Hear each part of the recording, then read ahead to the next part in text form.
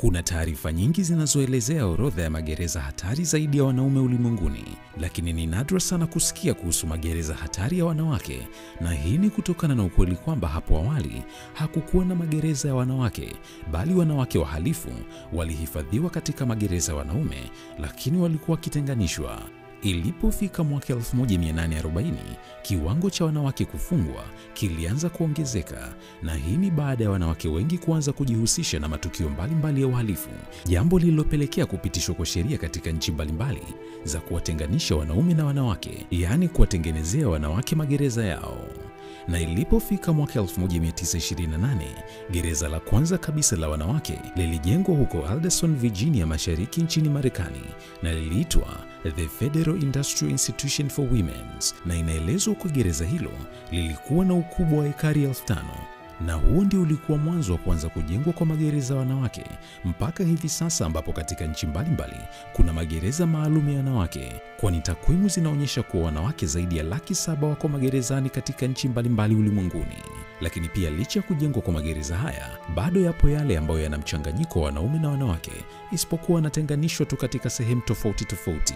Hivyo leo katika makala hii iliyoandikwa na Dennis Jensen, nimekuletea orodha ya magereza 5 hatari zaidi ulimwenguni ya wanawake. Hakikisha kuwa unaungana nami kuanzia mwanzo mpaka mwisho wa video hii. Mimi naitwa Justin Shedi. Sasa twende kazi. Namba 1, gereza la Heilongjiang. Hili ni gereza linalopatikana huko nchini China. Kwa mujibu wa watafiti na wachunguzi, wanadai kuwa hili ni gereza la kifo, na hii ni kutokana na ukatili na mambo mengine mengi wanayofanyiwa wafungwa katika gereza hili. Licha mambo hayo yote, bado inaelezwa kuwa askari wa gereza hili wameanzisha mradi wa kuuza viungo vya binadamu ambavyo hutolewa kwa wafungwa. Pia wakati mwingine huwalazimisha wafungwa kuchangia damu zao pasipo ridhaa, na tuhuma hizo zinadaiwa kuuzwa kwa watu wenye uhitaji. Inadaiwa kuwa mambo hayo yote hufanyika kwa siri kubwa sana. Wanawake wanaofungwa katika gereza hili ni wale wanaofanya makosa makubwa sana kama vile mauaji pamoja na uhaini. Pia inadaiwa ni watu wachache sana hufanikiwa kutoka wakiwa hai, wengi wao hupoteza maisha huko gerezani. Namba 2, gereza la Metro State. Gereza hili linapatikana Atlanta nchini Marekani. Kwa sasa gereza hili halitumiki tena, yaani limefungwa, na inadaiwa ndio lilikuwa gereza hatari zaidi ulimwenguni.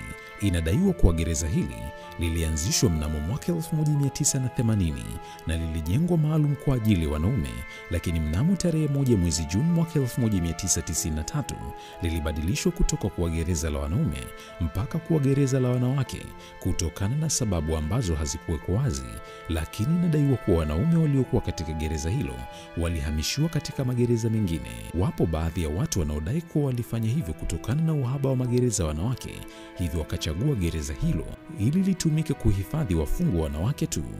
Mnamo tarehe 24 mwezi Aprili mwaka 2011 ndiyo siku ambayo gereza hili lilifungwa rasmi, na sababu kubwa ni kutokana na ugumu wa maisha waliokuwa wanapitia wanawake wafungwa katika gereza hilo.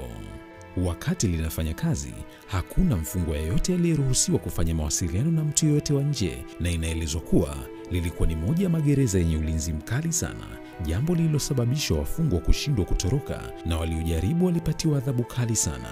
Kutokana na mambo yote hayo, wafungwa wa gereza hili waliona njia pekee ya kujiondoa na mateso ni kujinyonga.